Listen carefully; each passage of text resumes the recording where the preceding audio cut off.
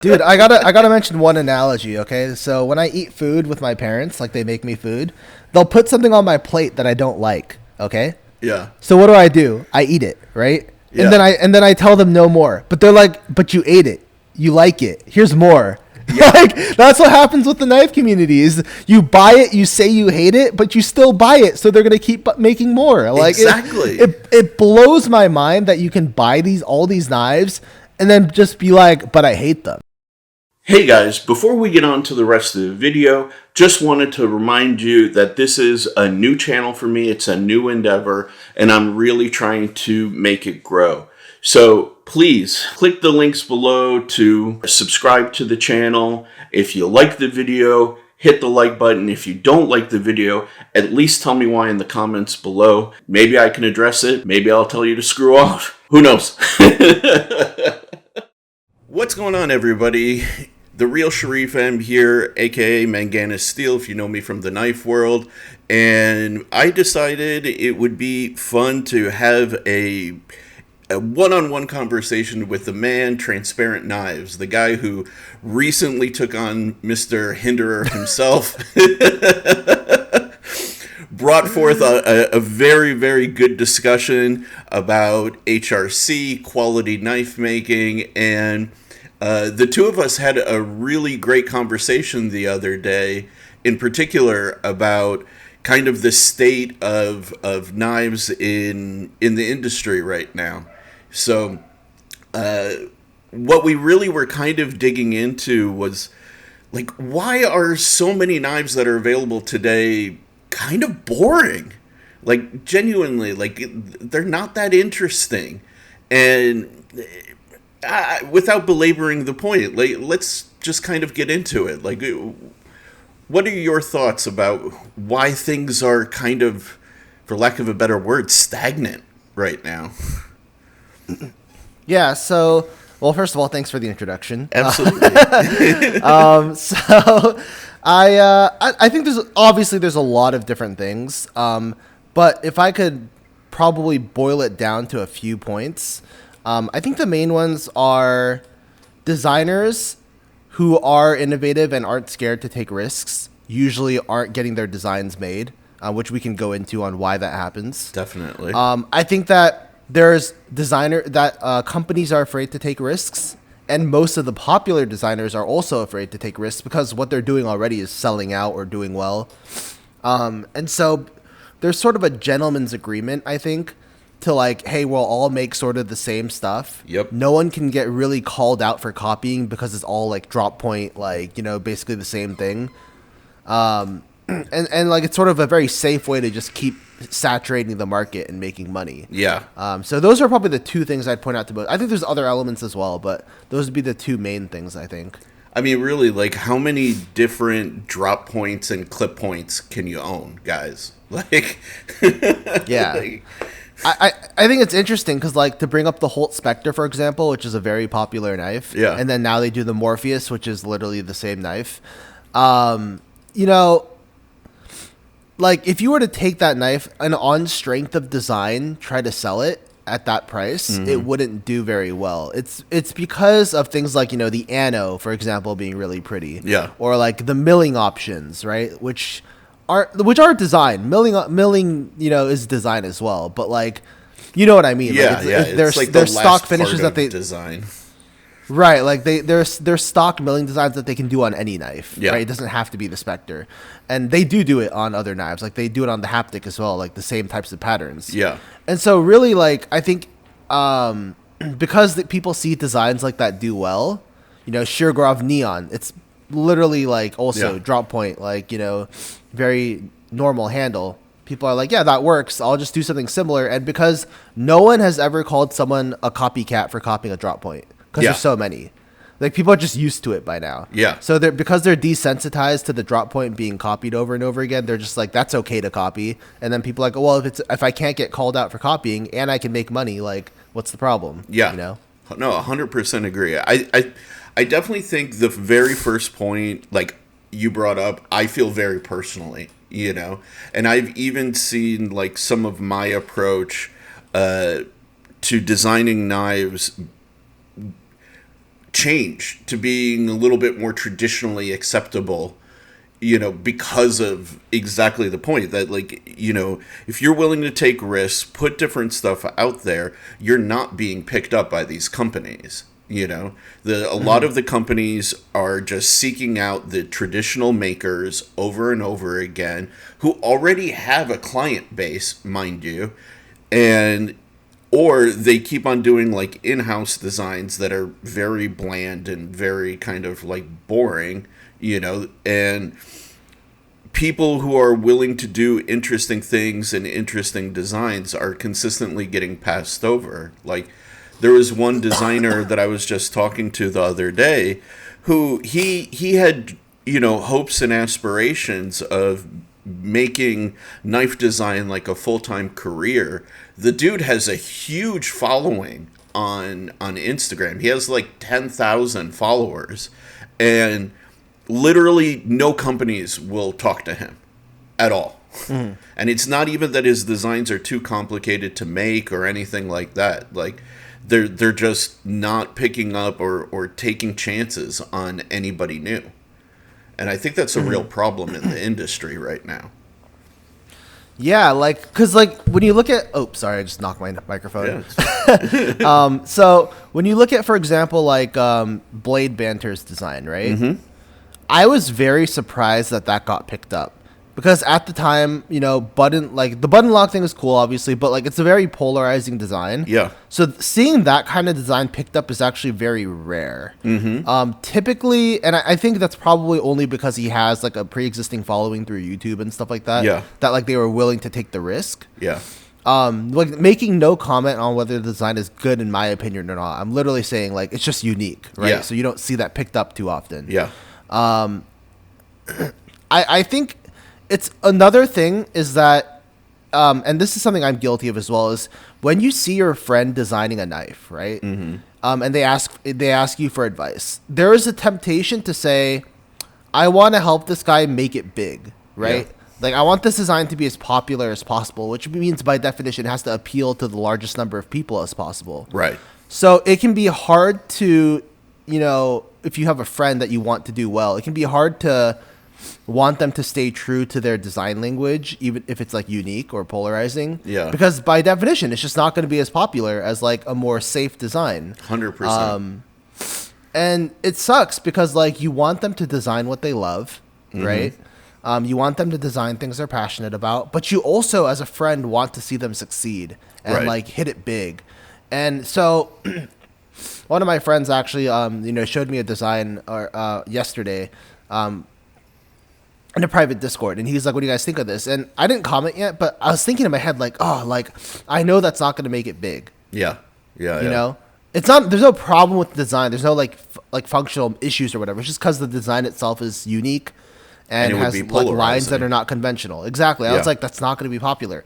And I want him to make it big. So it's like, oh, that's a struggle, And, and from the designer's perspective himself, right? Like, every designer wants a design to be popular. Sure, Like, that's sure. the point. So that's the rough part, I think, is like people, we've sort of narrowed our preferences down a lot. Yeah. To something very basic. And Especially I think in the that's last few years. Yeah, in the last few years, because I feel like there's more acceptance for different designs before. Yeah. I think, and I'm not blaming YouTube reviewers for this, but I really think that like seeing the same sort of thing be praised over and over again has sort of instilled this is what's good. This is the ideal knife. Yeah. Which isn't necessarily the case. No, absolutely not. And I understand it from like a corporate perspective, right? Like, I deal with corporations a lot of times in my private work, outside of the knife industry. And then I understand it from dealing with the knife industry. They don't want to sit and produce, let's say, 1,000 units of a particular design, only to sell, let's say, 200, 250 of them, and have like 2/3 of their manufactured like products sitting on shelves, not moving because they're controversial, right? Right. In our previous conversation, I mentioned Elijah Isham. Like, I miss seeing his stuff like more on the market, to be 100% honest, because love it or hate it, he was a breath of unique, like, fresh air into the industry, you know, and really challenged, like, aesthetics and function and construction, you know, all at the same time. But I also know, for example, KIZER is still trying to move, you know, the Megatherium. We is still trying to move Arrakis, you know, the Arrakis, you know. Right. And I think that's more a problem on their end. As you mentioned, actually, you said this the other day, that really it's more a problem on their end of overproducing, you know. Right. If they had, And that is a, yeah. if they had Sorry. restricted, let's say, to 200, 250 units, and then done it in increments of like 200, 250 units, they wouldn't have had that issue, to be honest. Correct. I think it's an issue also of, from a company's perspective, like now that they've experienced that, they think to themselves, okay, well, this is now a logistical issue as well. Because now if I take a polarizing design, I have to have my marketing team or whoever, analytic team, decide how many units am I supposed to make. Yeah. Because if it's a simple design, you know it's going to sell out, right? Like, for example, the KIZER original, the most basic, simple design with a button lock. Yeah. They knew it was going to sell out. Yeah. Right? You just make as many as you can.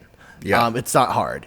But when it comes to a Megatherium, when it comes to an Arrakis, you say, okay, how many am I supposed to make? This is a headache. I'm just going to make the simple thing that's going to sell out from a company's perspective. Yeah. That's a reality that is hard to deal with, but is definitely just a thing.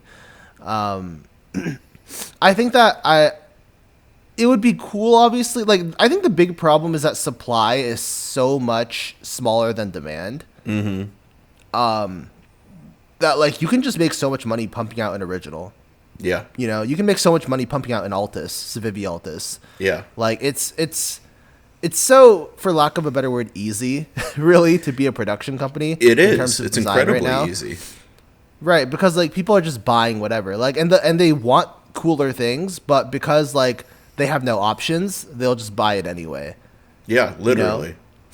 It's so funny you mention that, because just this morning I was thinking about, there was an old Benchmade that I went to a baby shower this weekend for a good friend of mine, and some of the people there found out that I design knives, you know, as like a side hustle.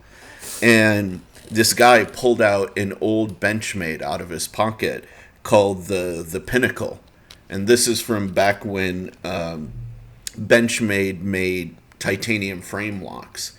And I was thinking about, like, dude, this is almost what you need to make nowadays. It's literally just two slabs of titanium and a blade and a frame lock. There's no, like, big, you know, chamfering or detailing or, like, character to the knife, you know?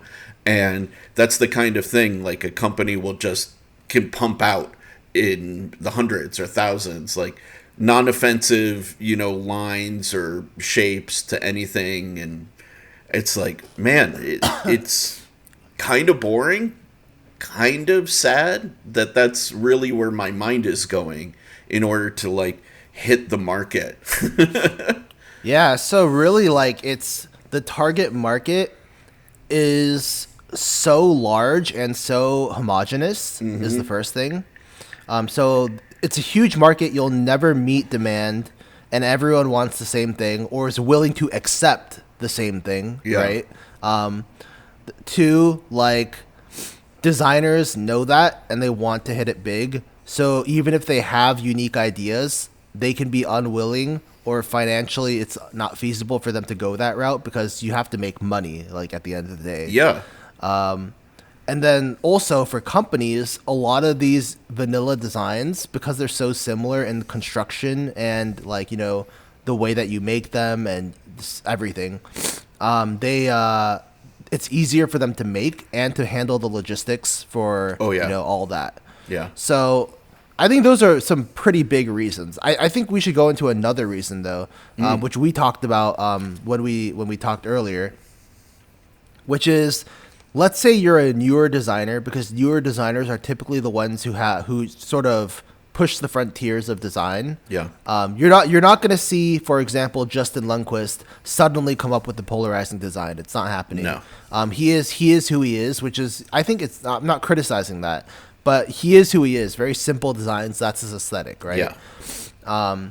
That's how he's defined his design language. So you're not going to see a Justin Lundquist come up with something new. If you want something new, you need to go to a newer designer. So if you're a newer designer, you come up with a cool new design. How do you get it made? Right? That's the issue.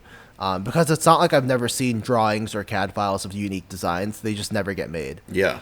And so what we talked about was, the different ways of getting someone to OEM your knife. Oh, yeah. And we talked about the difference between obviously American and overseas. And when people say overseas, they basically just mean China for the most part. Basically. The average Joe is not finding a factory in Taiwan.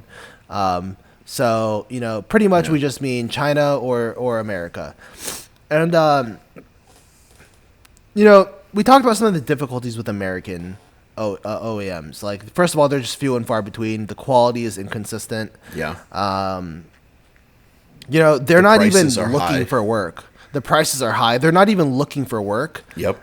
You don't see OEMs posting publicly like, "Hey, we're taking work." Like, why is there no one sending us work? Like, no, they are making more than their capacity because they're not very large. First of all, in size and production. So I feel like these American OEMs aren't a legitimate option because of the price of entry, because of quality, because of limited availability for these newer designers. It's just not a good option. Yeah. So you say, okay, well, they're going to go to China. And then I think you should probably explain this because you do it better than I would. Sure. Because you're the one who explained it to me. But basically, there are different tiers of treatment. Yeah. For a designer who's trying to get something made in China. So if you want to go into more detail there. Yeah.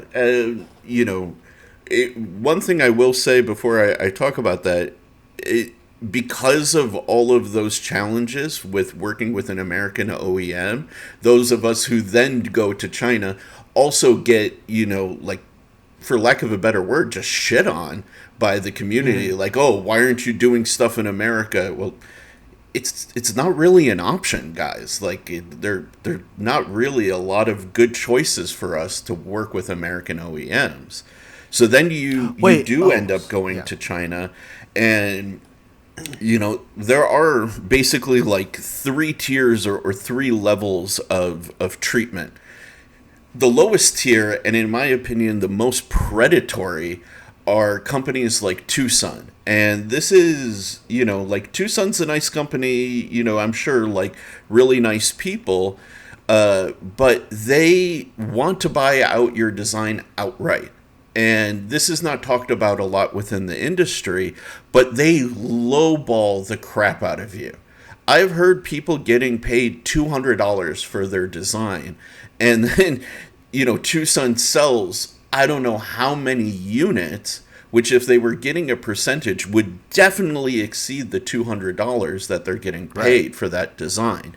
But people are so desperate to get their name out there and get their designs made that they're willing to just accept that.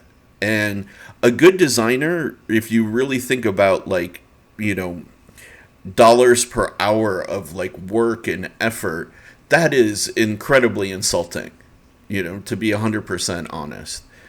It's like being treated like just your conventional idea of an artist, right? Yeah. Like, they're basically saying, hey, do you want exposure? Yeah. Exactly that. the issue is that what I've noticed is that for most people who make Tucson designs, it actually sort of cheapens their brand. It does. Because people just say, oh, you're a Tucson designer. Yep. Like, you don't get the same respect as someone who's made a design that's made by Ria. I don't know. It's just a stigma. It just is. Like, I've just noticed it. It's one of the reasons I never went and worked with Tucson, honestly, because I saw that, Right. Because I know, I've known people who, said, okay, well, I want to get my design made. Like, I'm not looking to make a lot of money. Maybe I should go to Tucson. And I'm just like, I wouldn't. Because, it'll hurt your ability to get other designs made in the future by other companies. Yeah. Yeah. It definitely, at the very least, it doesn't help. And at the very worst, it hurts. For sure.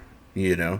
Then there's the second tier. The second tier, which is where I primarily exist, where you work with a good company, let's say like Kubi Knives or KIZER, who actually treat you well. They will send you a contract for your designs. You will negotiate a percentage, and they will give you, let's say, like every 3 months, a breakdown of sales. They'll show you all of the units that were sold, and they will give you, essentially like a royalty check, which is phenomenal. I mean, it's not a ton of money, I'm not like going out and buying a new car based on that money, but at the same time, it far exceeds that $200 price point for a design. And I think that I wish between the two of us, like I wish that percentage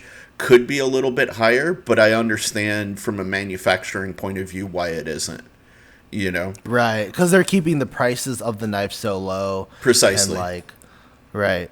You know. Now, one thing that's interesting there, though, is that because the price of the knife is so low and you're getting a percentage, that means your percentage, like flat amount, is lower as well. Right? It is, but then you end up doing volume. Right. Okay, so that's a good approach, I think. Yeah. So I'm curious, because I asked you about this, but the audience is probably curious. Yeah. What are some examples of percentages that you can expect if you get a design from the second tier, right, where you're doing royalties? You can expect, like, on average, like 5 to 8%. On average.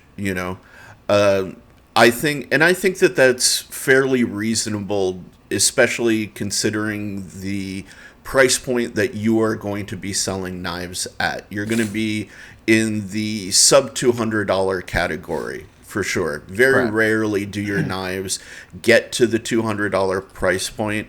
I've been lucky. I have had a couple of knives hit the $200 price point. But then your numbers, your volume sales do go lower when you're at a higher price point. The budget Graziosos have been a perfect example of that sweet spot, where if you're getting between 5 and 8% and you're doing volume, you're getting a pretty healthy return on your time and effort, in the grand scheme of things. Or even like my Kubi Momentum, which is selling for between like $40 and $50 right now, is doing good numbers. And the quality has been exceptional. It's a product you can be proud of, and it all balances in the grand scheme of things. Because that's another thing, right? Like, it sucks if you're getting a higher percentage, but the manufacturing quality is crap. So word gets out through reviewers, and then nobody buys your product. Right. Yeah, I actually wanted to mention that thing about quality real quick when it comes to an American OEM and polarizing design. So let's say but I do want to get into the third tier after this. Yeah. So about American OEM, so we know they're going to cost more. We know that if you're a new designer with a polarizing design, it's going to be riskier. Yep. But one thing I've noticed is that people are more quick to dismiss a polarizing design if there's any small flaw. Yes. So, let's say, for example, it has to be perfect. Yeah. Like, that is the crazy thing. Because, and a lot of times these American OEMs don't get them perfect. Because if you think, for example, a Spectre, there's been some issues. Like Haptic, there's been some issues. I'm not saying they're bad knives. I've ranked them highly, obviously. But there's been some issues. Those same issues on a polarizing design would not be acceptable. Oh no! It would completely destroy your reputation. Yeah, people would just be like, "Oh, that knife is just bad," right? Yeah. So I think a good example of this is the Avant, which is a polarizing design, right? Mm-hmm. And then people were talking about lock slip and things like that. Yeah. And then everyone was just saying, "Well, the design is just bad." And in my mind, I'm like, "Wait, I don't even think Jake did the lockup though. I'm pretty sure that's all Riyad's end." Yeah. Yeah. And also it's just a liner lock. There's nothing about the design that is relates to the lockup. They just have to do the liner properly, right? the geometry like of the lockup. So I'm like, what does that have to do with design? Like, you can hate the design, but saying that like it's a bad design because it has lock slip makes no sense. Because like that's just the liner lock wasn't done properly, So, but that's the thing, right? Like, if it wasn't a polarizing design, right? If it was just a clean, normal design, people would just say, "Oh, Riot messed up," which is correct, right? Right. But like, it's wild because the perception is just completely different because it's a polarizing design. People just blame the design for everything. Yes. Yeah. It's an easy scapegoat. Right. You just go, oh, well, I don't like it because of the design. So everything is the design's fault and the designer's fault by extension. Yep. And I think that's a really ugly way to look at things.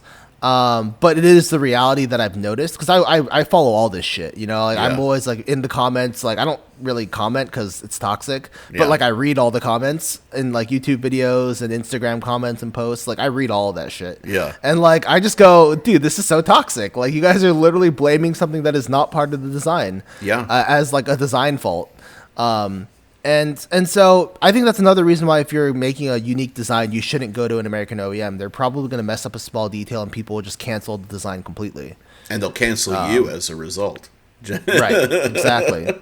But that was just a little aside I wanted to add.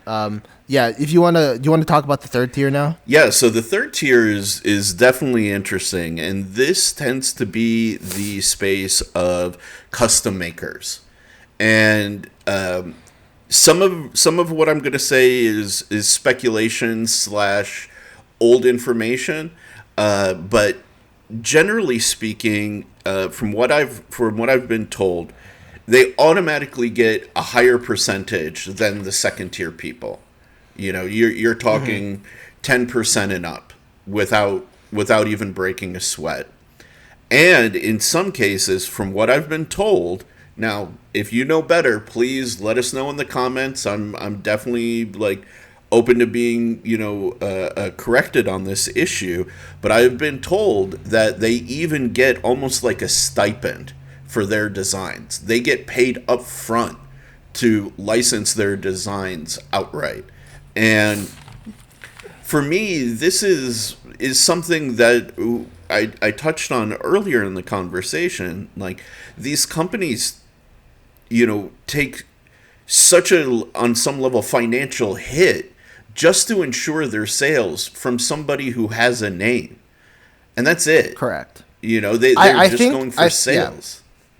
I think that there's also some other reasons why, like, they might get a higher percentage. Mm-hmm. So just thinking about it logically, like when you think about, for example, a union or whatever, right? Yeah. A lot of that price negotiation comes from the fact that you have information. I would assume that if you're using Riot as your OEM and you're a custom maker, you can easily talk to another custom maker and just ask, like, hey, what are they paying you? What's the appropriate percentage? You don't go in there blind like most people do when they approach a company. That's true. Because if I'm just some random person, it's unlikely that I can contact a bunch of custom makers and have them go in depth on how to negotiate with the company. But if I'm Brian Brown, I tried that, and a lot of them are very tight-lipped about it. I even talked to a lot of even just straight-up designers who license their designs. They're all tight-lipped about it, and I think if we were more open about the percentages we were getting, the actual payments, we would have a much better chance of negotiating fair deals. To be 100% honest, and that's the funny thing is that. That is, so I think the reason that happens is the same reason it happens anywhere else, is like, if you want to, there's two reasons. So first, if I'm a designer, I'm already like, getting designs made. And the reason I might be tight-lipped about it is because I'm comfortable with the way things are, right? I'm comfortable with my arrangement. And having other people know about my arrangement, which I think is comfortable, would encourage other people to start using my company, which means my designs are less likely to get made because like there's more things on the queue, right, in the docket to be made. So I have to start competing with more designers because they now know how to access my company. Yeah. This is why a lot of people keep their OEM secret nowadays, is because they don't want to compete with other people knowing how to access their OEM. And so even if like it's possible that like you might make more money if everyone were to negotiate together, right, and say, hey, we're all being underpaid, you might say, well, it's not worth the volume I would lose out on. It's just a fear-based mentality, honestly. It is. Well, and that's the thing with unions in general, right? Like when unions are versing big companies, is companies use fear and unions try to use, hey, a rising tide raises all ships mentality, right? Exactly. And it's just a matter of like, everyone has to be in on it together for it to work. Everyone has to actually cooperate, which is hard to do, which is why the workplace today in every environment is so predatory. Like, because it's hard to get people to work together. It just is. Yeah. And so I think that's a huge reason why people are tight-lipped about it, is they're comfortable with how things are and they're afraid of change being negative in some way. Yeah. It's true. I think also, yeah, and I think also they're worried that, hey, let's say I say my rate is 10%. So someone else starts saying, hey, I want 10% too, right? Then everyone starts saying 10%, and then Chinese companies go, okay, we're going to look for someone who wants lower. And there's so many people who want to design that they'll find it. Yeah. And like I said, because demand is so much higher than supply, they'll, even if the designs are worse, they'll still be able to sell it. Yeah. You know? Yeah. So, yeah. And that's even a funny thing. Like, we've seen a number of the Chinese companies, who I won't name, switch now to in-house design, and their in-house designs are either boring or outright crap. To be 100% honest, because as you made this point really well, that like American designers know how to design for the American market. Chinese designers, God bless them, don't know how to design for our market. Like, genuinely, they don't know what hits at all. Yeah, it's very interesting actually, because they are so in tune in other aspects of knives, like the knife market, because they were like, okay, button locks are hot, we're doing button locks like instantly, right? Like there's so many little things that I've noticed that they do quickly. Inlays are hot, we're just gonna put inlays on everything. Bolster locks are hot, here come the bolster locks. Like they seem to be aware of the little detent, like stronger detent, like blah blah blah, like little things, crisp detent. Like they've gotten so much better in so many respects, and like they seem very in tune with the market, like ear to the ground. Absolutely. And yet when it comes to like their actual design, it is so terrible. Like it's so interesting to me. That's one of the more fascinating things about the Chinese knife market, is that like they can't seem to actually produce their own original designs. And I've always wondered why that is, if it's like a psychological thing or like a cultural thing. But they just don't seem to be able to come up with things that are appealing to the American market. Yeah, 100%. And for me, that's fine. Like if they want to fill, like, let's say the $50 or $40 and below price point with that stuff, but they've been trying to move up market with it. And the market is just so like voracious and hungry for like new stuff that you start to see people accepting it. And I'm just like, guys, like this is not where it's at. It could be so much better at this price point. Yeah, like one I could think of is Wee Knives, personally. So I look at like, you know, the Beacon, which is a good knife, right? It's made well. It's just a simple design, but it's boring to me. And they use a boring clip too. And there's no internal milling or contouring or whatever. It's just flat slab drop point. Like, I'm just like, I'm over it. Like, I'm not going to spend my money on that. A lot of people will, though. A lot of people love it. So it's like, what do you do? I think another thing, since we're on the conversation of what are some challenges, like we're just going to go over all the challenges, right, for a designer. Now, let's say I'm a new designer. I don't have the same equipment that some people do to test their knives. And specifically what I'm referring to is things like 3D printer and stuff like that, right? So if I'm brand new, it's likely, like, you know, fresh out of school, just want to become a knife designer, I'm not going to have all the stuff probably. And so how do I test that my knives are good? Well, typically, you know, like you mentioned to me, you can use, you know, foam or cardboard or, you know, something to like get a gist of like the ergos. But at the end of the day, you want to know exactly how the knife is going to be, the detent and stuff like that as well, right? So you're going to ask for a prototype. And when it comes to getting a prototype, I feel like that is a larger investment for a newer person than it is for someone who's already made a design, has some funds to play with. So One thing that you mentioned to me was that it costs more for a prototype as well from an American company. Oh, yeah. So we give example like a Millet versus a KIZER, like getting a prototype. Can you go into like some of the struggles of getting the prototype and how much it costs and stuff like that? Yeah, dude, I won't quote exact numbers, but I will tell you, Right. trying to get a prototype made by an American OEM will easily cost you triple, like anything from China, you know. You will deal with definitely like a lot more potential QC issues because it's a one-off for them. Like you're breaking up their normal like factory work just to retool for this one item. And you really like on some level may not get something that is 100% representative of what you're trying to go for, you know. Even with me with licensing my designs, believe it or not, like KIZER will send me prototypes before they've entered in production. Kubi will often send me prototypes before they go into production without me even asking for it. Even though, like, Yeah. I generally stipulate that in my contracts that, like, before we go into production, please send me a prototype so that I can validate all of these things. Generally, you know, they do it on their own, which is phenomenal. You know, Right. I have what, just for the Grazioso, I have one, two, three, four or five prototypes of Right. all of the different approaches, and some approaches that have never even made it to market.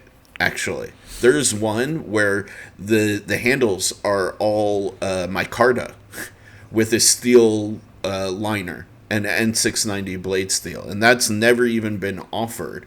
But they did it, and they sent it to me for my feedback, which is phenomenal. That's awesome. Yeah. Yeah. I think that's interesting because prototypes seem to me that the trend I'm observing is that a lot of people are sending their prototypes to YouTube reviewers to check out. Yeah. So you need multiple prototypes in order for them to be, you know, spread across all the reviewers at a timely manner. If you just have one prototype and you try to send it to every reviewer, Yeah. each reviewer takes some time with a knife. It's just going to take forever to actually like get reviews from each person.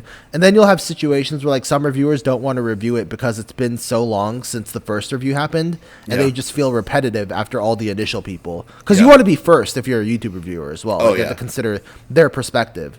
So from that sense, I feel like you just need to have multiple prototypes and they need to be affordable for someone who's newer.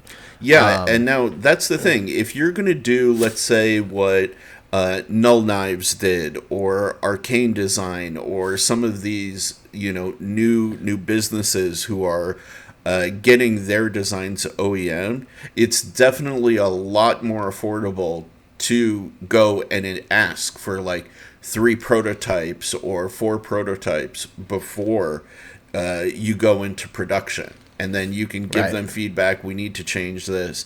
So even going to China and trying to start your own venture is so much more affordable. So much more affordable. Like, yeah, the barrier to entry is still there financially, but you're going to get quality. You're going to get a good company to work with. You're going to know that your end product will be representative of what you want a lot more often going to China than trying to go to an American OEM, which sucks, you know, but it's the reality of the situation, you know? Right. And we should talk about how even then, when you do go to China and you work with a reputable company, there are a lot of challenges there too.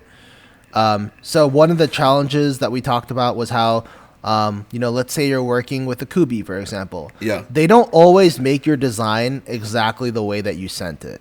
Yeah. I have a friend who has a design made by Kubi, which was not made exactly the way that he designed it. It's still a great design. I love the knife. It's not like they fucked it up. Yeah. But like, it's not the same as it was before. Which obviously, when you design something, you want it exactly the way you designed it. Yeah. So that can be a frustration. And then let's say you want to communicate that to them. Well, they don't always speak like the best English, so it can be harder to get your thought across that like, hey, this is not what I wanted. Yeah. Communication is definitely an issue. I think it's funny to me though that American OEMs have the advantage of communication because they speak the same language as us. Yeah. And they have the advantage of geographics, like no international shipping. Like I should be able to send things back and forth easily, right? Via the postal service, and yet, despite that, it seems to be so hard to actually coordinate things and get things done. Yeah. No, But I want to. Oh yeah, sorry. Yeah, no, I'll jump in real quick to the communication thing. Like, as I mentioned, like I'm in kind of a nice position because I've been around non-native English speakers like the majority of my life. So I understand how to adapt for versus most people. For those of you who are in this situation where you are submitting designs and having, the model sent back from the engineers and they've made changes that you don't want, the easiest way to circumvent this with dealing with Chinese companies is first use very basic language. Don't sit here and try to use, SAT words with them, okay?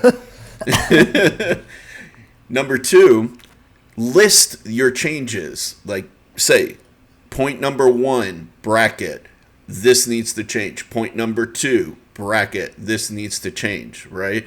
And because it's so much easier for them to interpret that kind of sequence of instructions than it is for you to write a lengthy paragraph and for them to pull out like individual instructions out of that. For sure. I want to add to that real quick. Yeah, by all means. When you do a list rather than a paragraph, right? So let's say you do number 1, point number 1, point number 2, point number 3. Yeah. They recognize that each individual point, right, corresponds to something that needs to be done. Yes. Whereas when you do a paragraph, it all washes together. So 2 requests could be confused as actually 1 request, and they actually only do one of those things. Yeah, exactly. I've experienced that a lot, like where like that just kind of like, yeah, if you do 7 things and then they look at the things they've done and they've only done 5 things, they know they missed something. Yeah. No, 100%, 100%. And then the last piece of advice, like the third piece of advice I'll give, is be firm. Be firm. Like, this is your design. Take ownership of it, right? Like, they are coming to you to get a design to take to market. If they are like fucking it up, for lack of a better way of putting it, you need to be very, very strong in your stance, and you need to not worry about that jeopardizing your opportunity, because what's going to be worse? If they fuck up your design royally and they put it out, then that reflects on you, not them.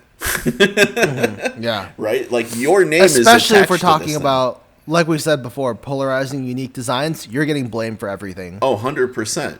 100%. Yeah. Like, I'll tell a quick little story about one of the companies that I was working with that has a design of mine coming out.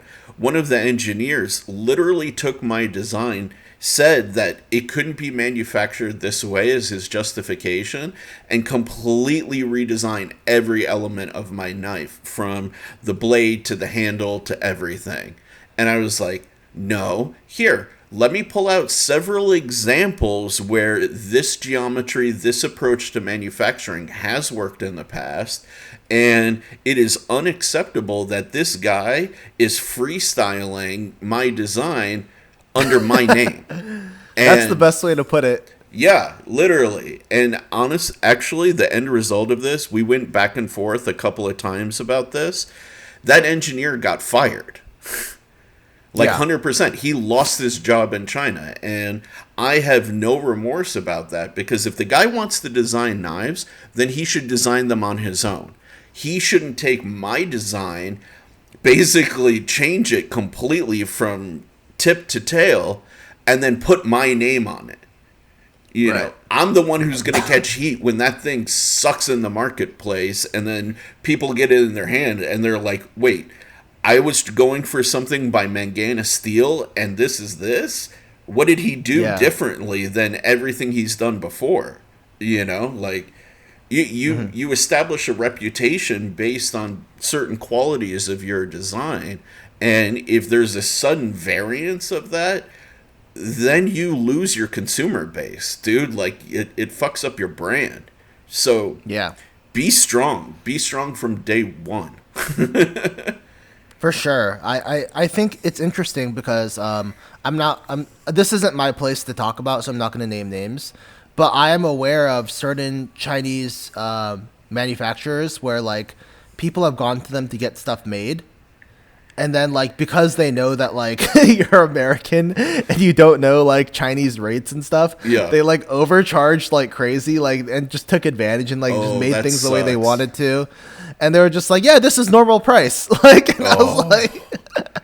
And then you see them make the same thing on AliExpress for, like, I think, like, it was like a 1-to-4 ratio. Oh. Like, so, like, they charged like 4 times the price to the person, but then they made something similar and put it on AliExpress for like a fourth of the price. And I was like, yo. Oh, that's so painful, dude. That's so painful. Yeah. But we should go into a little bit about that. Something related is the idea of taking designs, which is something that China has always had the stigma of because they did it so much about 3 to 4 years ago. Yeah. They were just stealing designs left and right, AliExpress, clones, counterfeits, whatever. Yeah. And we talked about how, like, a lot of this has died down. Like, obviously there's still tons of clones, right? Sure. But in terms of, like, established Chinese companies, your Wii, your Civivi, your Bestech, your Riot, they don't clone. No, God no. KIZER, you know. No. Yeah, KIZER, etc. They don't clone. And if any any established company today did clone, it was a long time ago, and they don't do it anymore. Yeah. But that being said, one thing they might do still is take a bit of your design if your design was not. Appropriate your design. Let's say I'm a new designer. I have no following. I post a design that's kind of interesting. You know, I post it. You know, full CAD file, everything. It just goes up, and then, you know, something kind of similar comes out from a Chinese company, and you don't get any credit because you made your design public, and, you know, it's out there. I think the interesting about that is, if you're an established maker or a custom maker or a YouTube reviewer, someone with a large following, you can safely share your designs, because if it gets stolen, that Chinese company is getting heat. Oh, they're getting destroyed. Yeah. But if, let's say you're like 200 followers designer, right? Yeah. And then you post your design publicly, like, I think there's a much larger chance that your design gets a little appropriated. That happened to me, you know, early on. And I won't name names, but definitely there are very clear elements if you line up some of my earlier designs, in particular the Veloce and the Merced, which were stylistically, let's say, appropriated by another company. And I actually think I can think of the knife, like, but Yeah, it did well, you know, when it came out. I'm not gonna lie, and I was like, man, those could have been my sales. Like, really. Yeah, and you know, the funny thing is, you can sort of tell more when it happens, when it's sort of unique.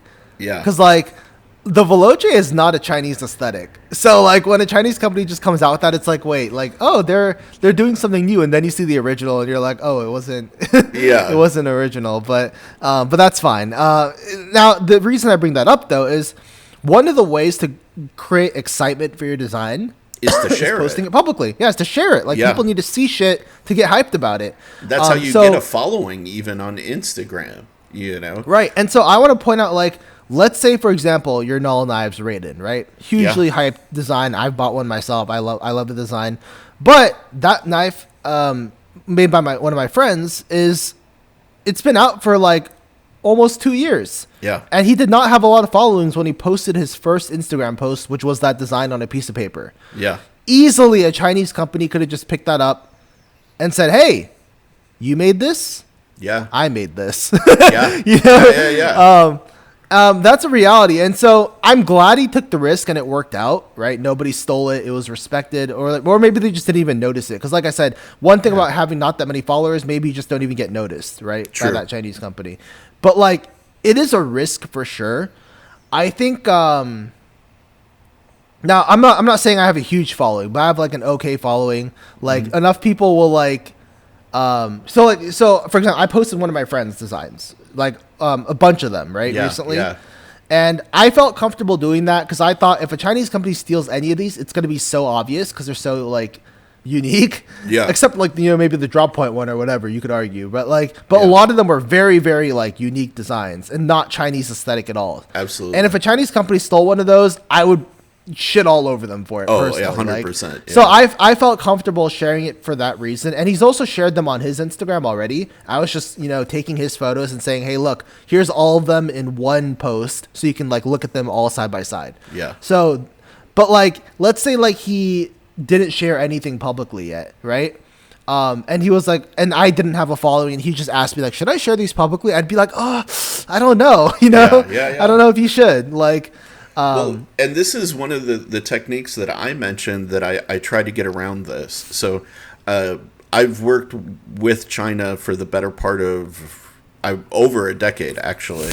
At this point, I previously had a business where I was designing drones for high speed and racing applications. And I learned during that time that one of the ways you can combat this is, first, don't post sketches. If you do post sketches, take them at really like weird offset angles, you know, so that the proportions kind of stretch out. And if you are going to post up, let's say 3D models of them, then, you know, when you're setting up your render, don't do like a 90 millimeter flat sort of reference for it. Pull that all the way down to like 65 millimeter or below, so you really get some sort of like bending or twisting to the knife design. And again, take it at odd angles. And for those of you guys who are want to see examples of this, look at my Kaimano renders that I did recently on my at Manganas Steel Instagram. You'll see examples of that. And even if I do post more sort of like flat views, you'll see multiple knives so that you can't really like zoom in and get the exact proportions, because if you try and zoom in, it'll pixelate.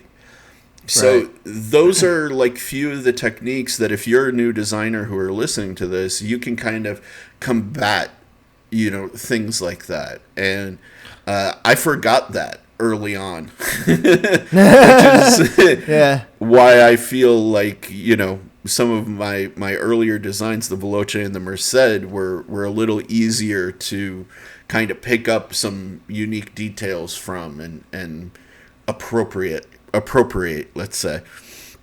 So it's a challenging thing, but before I let you go, I will say this. Also, be less concerned about this factor going on these days, because, as we said, like a reputable knife company, the one thing that they really don't want is that association of being like a duplicator or a copier. Let's just say it, for being a gonzo, you know? Yeah. Like Gonzo's reputation in the industry is so completely effed, because like still to this day, they basically sell like Benchmade and Pro Tech, you know, kind of duplicates, essentially. And any company worth their salt, like a Kubi, a KIZER, a Wii, you know, Civivi, a Bestech, like they don't want that association, because it doesn't just kill the sale of that particular knife they put out, it affects all sales across the board, right? And there are still like a fair number of reviewers who will not review knives from certain brands because they did this in their past. It may be 5 years since they had anything that even remotely resembles like a copy, and these reviewers will not touch a single one of their knives, you know? So that's, you want to distance yourself from that for sure. Precisely. So they too have a vested interest in protecting their brand. So they will do their best not to appropriate your designs too much or to steal too your much designs outright. Yeah. Too much is the Now, key word there. I want to talk about a little bit about, because a conversation about design cannot be had without someone mentioning this argument, which is that everything has already been done before, number one. Sure. And number two, because of the human hand's shape, there's only so many things that'll work. Those are the two arguments I see the most often for why designs have become stale recently, which is interesting to me because I actually completely disagree personally. I think there's so much potential still out there for different designs. It's just a matter of what we are willing to think is beautiful, which changes over time. I have a counter argument in support of your position in my hand right now. The Gavco Great White. Now, tell me that looks like something else. Exactly, right? Tell me this handle looks like a handle shape you've ever seen before. Tell me this blade shape looks like anything you've seen before. Because you can't. You can still say... popular, still did well, becomes more popular over time. Like, I think there's still potential out there for unique things that are beautiful. And yeah. And that's just it. That's really the only controversial part of it. Is this beautiful? Maybe not to you, but as a knife, ergonomically, in every potential like grip, situation, it works. It works exceedingly well. It's nice and thin and slicey. Like, it does everything a knife needs to do very well. Very well. And let's be honest, the human hand is not so rigid that like only one shape works in it. Like, it's true. There are plenty of ways, especially with the advantage of modern day knives. You can easily contour in certain areas. You can mill. You can chamfer. Yep. Those things matter so much more than people realize to actual comfort in the hand. Like, the hand is pretty malleable in terms of like what is comfortable. You just needs to be no sharp corners and obvious things like that. Yeah. So I feel like the hand argument is a little bit overplayed. I think it's too much. It gives people too much slack for not coming out with anything new. But even then, like, there are different ways other than just silhouette to come up with a cool design, right? Like, 100%. Silhouette is one thing, but what happens inside of those lines matters too. Like, I feel like very few people talk about because like you just see like flat slab, no milling, nothing. Like, and I'm just like, dude, the little like, deep chamfer here, like a milling line here that goes this way, like that matches the swoop of the blade. Like, all those little things are what accentuate the design and make it unique or special. Like, 100%. That's what gives it character. So I completely disagree when people say everything's already been done. Like, maybe if you just, color in the inside and just look at the silhouette, everything's been done. But like, when you talk about different combinations of silhouettes, even like blade and handle combinations and what goes on inside, I'm like, not everything's been done. You don't need to have a nightmare grind either to like make the blade unique. Like, that's true. That's very true. It's an easy argument to make because knife making has been around for so long, long, right?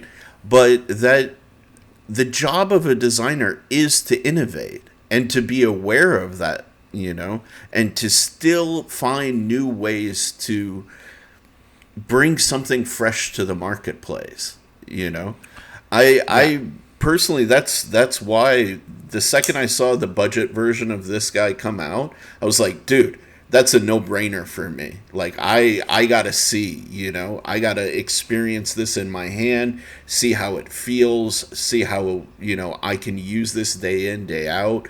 Does it fit my usage case? Does it fit my, hands? Does it fit my daily tasks, Right, and I think configurations are becoming a big thing, which I'm a fan of, different configurations of the same build. Because, let's say you take that knife that you just showed, right, the Great White.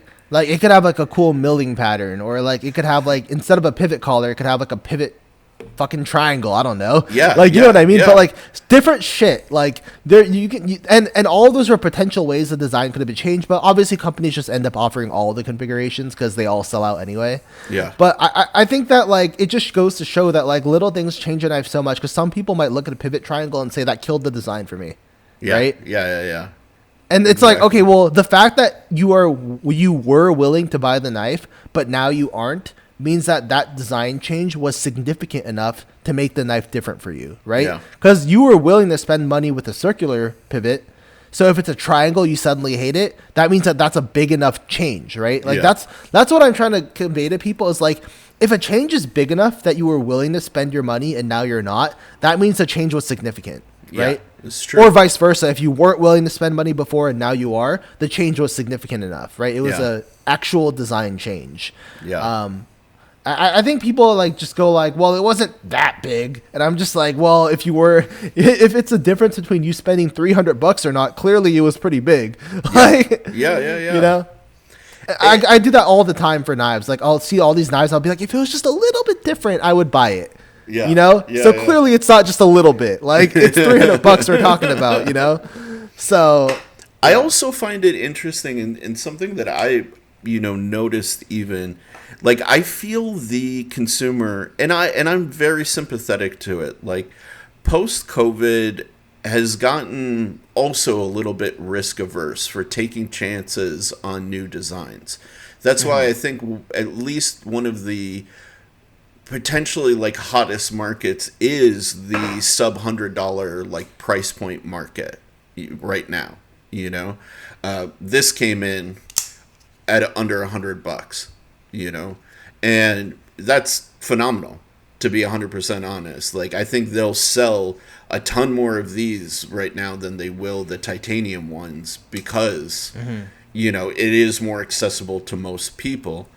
But I think that's unfortunate. It doesn't need to be that way. And users need to be willing to take a chance with the unfamiliar and be pleasantly surprised with the utility and usability of a knife with a completely different blade shape.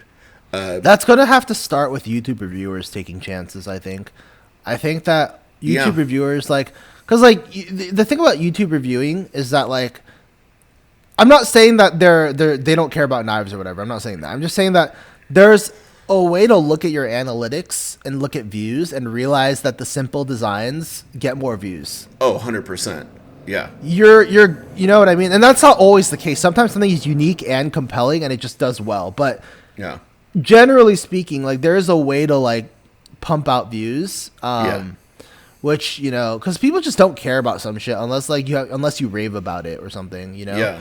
And a lot of the times, what you'll notice when it comes to unique design is the reviewer will say, "I know it's polarizing, I know it's unique, but there's some merit to it," which is different from, "Yo, this is fucking insane and unique and different." Like it's Dude, the energy, which I don't see with unique designs as much as I do with like KIZER original button lock. Most basic fucking design, but people are so energetic and hyped about it in reviews. And I'm just like, it's not, I mean, it's cool. I want one, but it's not that amazing. Like, it's just kind of, it just is. Like, It is, yeah. Yeah, I'm like, it just is for me. Like, I could not personally pick up a KIZER original and be like, yo, like, Right? it's fucking insane. Like, I'm just like, no, like, it needs to have something a little more interesting than that for me to get that level of energy from me. But that's not how it is currently in the reviewing world. I'll give you an example. A knife that I'm super hyped about and I love. It's not, again, it won't be everybody's cup of tea at all, but my Emerson Elvia. I hate it. Crazy freaking knife, right? Crazy. I appreciate it though. Yeah. But here's the thing. Yes, it's a fighting knife, but you would be surprised how much I've found this to be useful for everyday tasks. For opening up packages, breaking down cardboard, this does a great job. I can peel an orange like a demon with this thing, And yes, is it a fighting knife? 100%. I mean, it's reverse grip, fighting knife, all of that stuff. But I'm a designer, so I'm willing to take chances on completely different blade shapes and weird stuff like that. But dude, I'm geeked about this thing. Like originally I got it because I was going to resell it and make a few $100 on it, but I ended up keeping it. Truth be told, Yeah. It just wormed its way into my heart. I've actually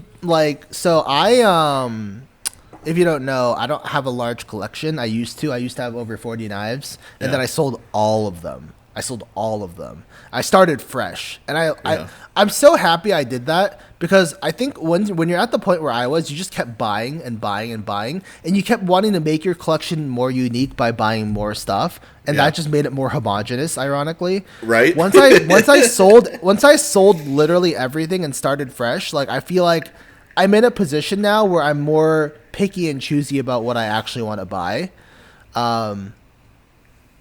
So right now I have 3 knives. Well, one is coming today, but I have like 3 knives. I'm Ooh, not counting new the one. Hinderer because yeah, a new one. Because I had 2. I had the Civivi Baby Banter, which is very simple, but like I was just like, I just want a really small, cute knife, and there's not a lot that size with like that exact aesthetic, really. Yeah. And then I have the Barracuda, which is Okay. like completely like different in my opinion, Beautiful than like everything knife. else I've seen. Yeah. And then the third knife, which I got mostly, I don't actually think it's as unique as the Barracuda. I think the Barracuda's design language is stronger, but Yeah. I got the Pike also by my Okay. friend. Yeah. And I got that one because it was such a good deal. First of all, like another friend sold it to me for like $111. Oh, Like, nice. and I was just like, oh my god! And it has anno work on it too. So I was just like, okay, like I have to buy it because Yeah. but like, you know. But obviously, if I had to pick between the Barracuda and the Pike, I'd pick the Barracuda all day, Yeah. personally.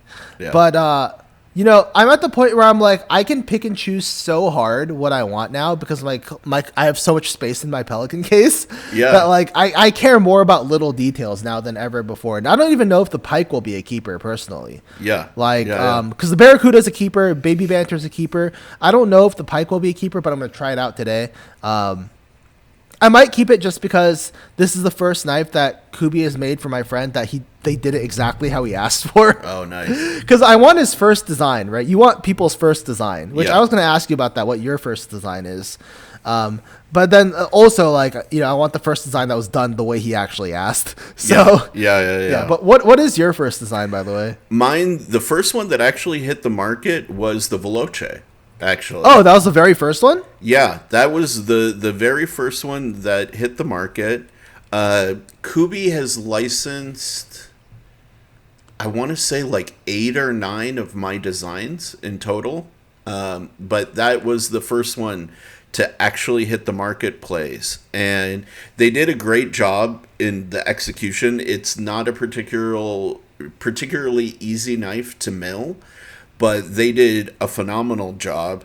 They did it in S30V, which was not my blade steel of choice, but I'm very excited because I've heard that they are working on a second run of them in S90V, which is Duh. a preferred choice for me for the Veloce. I think it's That's cool. Wait, is that confirmed, the S90V one?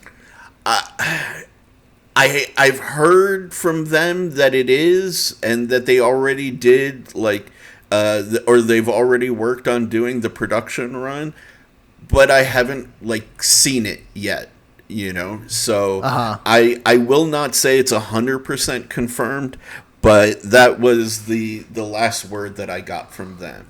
And if that is true, then I think that is the perfect blade steel to use in combination with that knife. It will. I make really it like the more milling you timeless. did in the handle. Say it again. I said I really like the milling you did in the handle. I'm like looking at the Veloce Thank right you. now. One thing that's hilarious to me is that like when people look up prices for a Kubi, oh shoot, I can't below. Yeah, so when people look up the prices for a Kubi, they look at the Kubi.com prices, like KubiKnives.com. And then they see it's like $1 million, and they're just like, "Oh my god, it's so overpriced." And I'm just like, "Dude, you just buy it literally anywhere else, and it's like reasonably priced." Yeah, Like, exactly. like I think like even like the Barracuda is like $250 or something on Kubi Knives, and then I actually got it for like $140 on Net Yeah. Global. And I was just Exactly. like, yeah, like you literally just, I don't know why companies do that, because I think it actually turns off customers when you do it that way. Thank you. Because like they're not gonna like check, right? They just see the Yeah. price, to go, this is overpriced, moving on. They're not gonna actually do more research to check that it's like, I would buy this Veloce right now, but it's actually out of stock. So that's kind of sad. Well, that's why I'm hoping the next production run comes out with those. Even if they do them in limited numbers, like I think that will be the one to get, to be 100% honest with you. Yeah, and that was my first one. And then KIZER was number 2. They took a chance with me with the GRAZIOSO, and they heard where I wanted it to be kind of positioned in the marketplace and what my design ethos was, and they went with it. They took it. They first did the budget one, which I think was very smart for them to test the waters and to see if it would be like a success in the marketplace. I'm happy to say it was very successful. And then they just released the premium version in titanium and shredded carbon. Yeah. I actually just checked, by the way. It is still in stock at Knife Global, where it's actually cheaper than White Mountain Knives by $8. So okay. There you go. I'd probably going to buy that one. But, yeah, no, I like that design a lot. Like, one of the funny things about it is, like, I actually, like, remembered wanting to buy it before, and then I just completely forgot about it. Like, I remember seeing it before. But, one of the things... It is a big knife, though. The Veloce, it's, like, 9 plus it's a 4 inches overall. Yeah, it's almost 4 inches. I mean, I know it's because you have larger hands. Like, if there was, like, a mini Veloce, I'd probably like that more. Like, a mini Veloce without the finger choil, because obviously... Yes. I've been thinking about that, actually. That would be king for me, I think. Yeah. I've thought about doing a no finger choil, slightly smaller Veloce, That would be really sick, because, like, when I look at the details, by the way, this is what I mean by, like, details on a design. So, and you can correct me if I'm wrong in my interpretation of this, but when I look at your design, just like I'm only looking at it for like 30 seconds just now, right? Yeah. One thing I noticed is the milling in the handle side, right, where it elongates, is about the same profile as the clip in the way that it expands. Yep. Like, so, like, the where the ramp is on the clip is wider. Yep. And then also the milling gets wider as it follows the handle, so that kind of matches. Both which I of like. them, the lines should converge. Yeah. Yeah, that's really nice. And then obviously just the chamfering is nice as well too. I like that it matches on the show side. I like the minimal hardware being visible, like on the show side as well. I think the fuller really adds a lot to this design being unique, as well as the dip where the fuller ends. That's definitely something I've never seen before. So, like, there are little things that people, I think, don't really care to notice a lot of the time. But, like, I don't know what the term is for this, but where your fingers wrap around at the bottom of the handle, there's like it's not a chamfer. It is milling, but, like, it's sort of like contouring. It's sort of like, do you know what I don't know what the term for that is. I know exactly what you're talking about. Where it's like a deep chamfer, but, like, it's not a chamfer because it's so big. It's, like, bigger than a chamfer. It's almost like a radius. Right, and that matches the curve of the milling. Mm-hmm. That the milling pocket that looks like the clip, kind of. I don't know. It's all so cool. Like, there's just so many little things about design that I think people just don't, like, sometimes care to notice because they're so quick to, like, browse and look through things. Yeah. I think, like, if your average knife reviewer looked at the Veloce, they would just go, yeah, it's whatever. It's just another Kubi, and they just scroll past it. Dude, there's even some really interesting stuff that I did with the blade geometry there.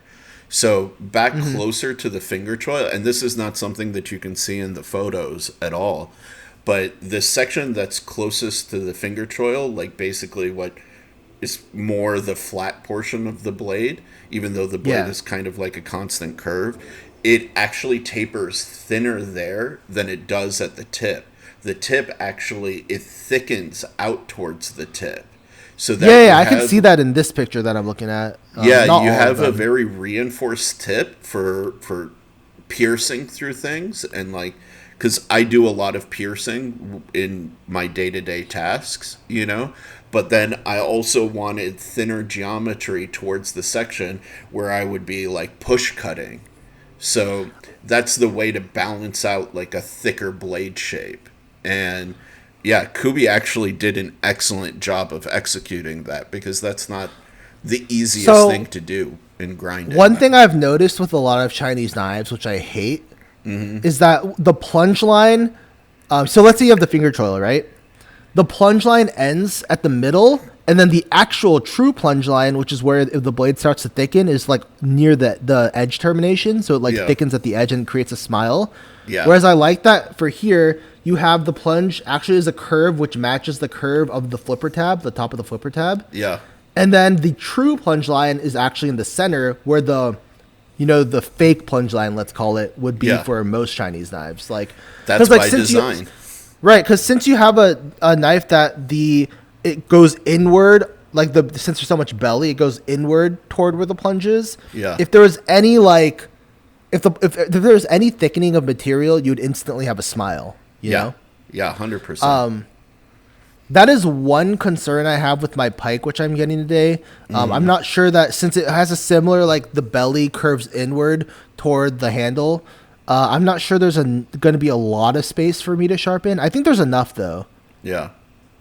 But if you can see a picture of a pike, like just pull one up, you can see it does exactly what I said, where like the plunge goes right to the center of the finger, not finger choil, but you know what I mean, the choil. Yeah. And the true plunge is actually farther up and closer to the heel of the edge. So yeah. Anyway, there's a lot of inner details, guys. Like you don't see that in a silhouette of an image, but it's a design detail. Like that is design. Which matters. Like I think like proper execution, and the reason I wanted to bring this up, it's not a tangent actually, I was going to segue this into a different point, is that sometimes you'll see a strong design, but it misses those little details, and then it can never be made again because that person has claimed the design. Yeah. So a good example would be like a lot of Hinderer knives, right? Like there are little things I would love to be different on a Hinderer knife. Obviously the flipper tab, everyone agrees the flipper tab sucks and needs to be different. Yeah. But we'll never have a Hinderer with a good flipper tab because if anyone made anything like that, he would get sued instantly. Yeah, 100%. So like I think if I made a reblade with a better flipper tab, I would still get sued. Like so Rick's that kind of guy from what it seems. So it's like I feel like certain designs get claimed, and then because the original designer refuses to iterate and improve them, they just stay claimed in like a worse state than they could be forever, pretty much. For the most part, you're 100% right. You know? Yeah, a lot of people are iterating nowadays, though. It's become more popular, which is cool to see. Improvements being made. I think one cool example, which I almost hate to shout them out, though, but it's such a good example, it's hard not to, is the EMP EDC Nimble. Yeah. They've iterated the shit out of that knife. Now I have to, anytime I mention EMP EDC, I have to mention the fact that they did steal the Thick Boy. That is a stolen design because Cobalt Customs Pup was the original, and then they kind of just stole it and then refused to give him any credit for the design, which is ugly. Yeah. But you have to give them credit on what they've been doing with the Nimble because that's separate knives. They have been doing a fantastic job with the Nimble and iterating on it. I think they're a great example of iterating on an existing design to make it better in ways that people asked for. Yeah, 100%. Even like the Thick Boy making a smaller choil version, which everyone wanted. So it is what it is. Obviously, Cobalt Custom. I think he has also done some smaller finger choil ones as well, though. Where it's not a finger choil anymore; it's just a sharpening choil. Yeah. But the point being, like I've been seeing a lot of iterating, and iterating, funnily enough, though, actually narrows the market a little bit. Because if someone makes a design and every iteration of it is claimed by them since they made the design, that means you have to come up with something that's either completely different or so similar in a way that it can't even be like distinguished or argued about. So like drop points, right? Like it's one of two ways. You either go completely like normie, like completely like, homogenous, or you go completely wild. Like there's no in between anymore. No, I think going normie has been the route most people have taken, unfortunately, though. Unfortunately.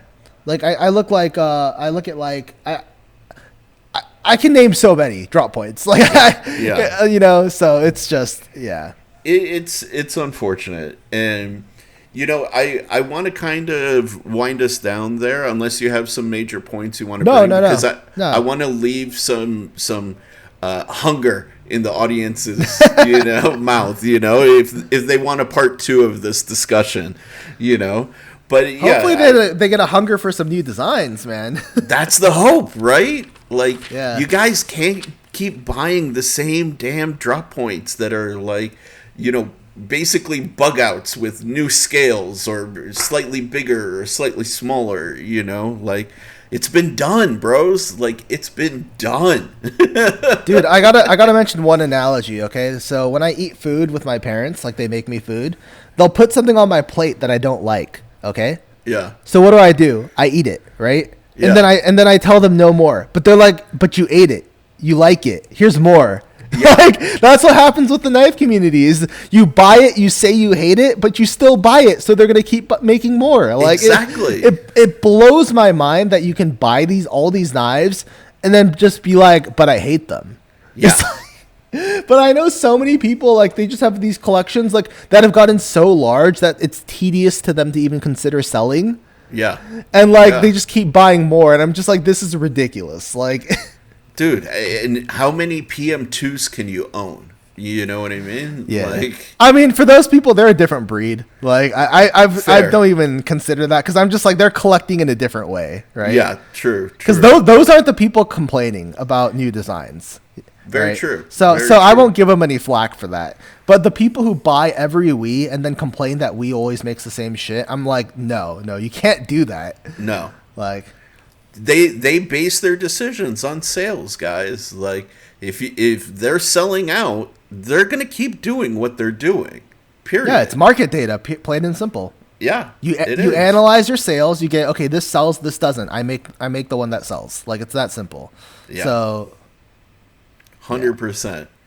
All right, you guys. Thank you very much for tuning in. If you watch this, man, thank you very much, Transparent Knives, for taking time out of your day, dude. Like, this has been such a meaningful conversation that I feel like the consumers, the designers, and even the factories need to hear. You know, that's for sure. Yeah. why I wanted to do this in the first place. I feel your insight into the market is unparalleled, to be honest. No, definitely not. But I noticed a couple things and I want to share them. Right. Like, Absolutely. So thank you guys. If you've gotten this far, don't forget, like, comment, subscribe. We've definitely said enough stuff to give you guys fodder to comment about. And if you want us to do a part 2, digging into more stuff in the industry, please let us know. Thank you very much. all right. Peace, guys.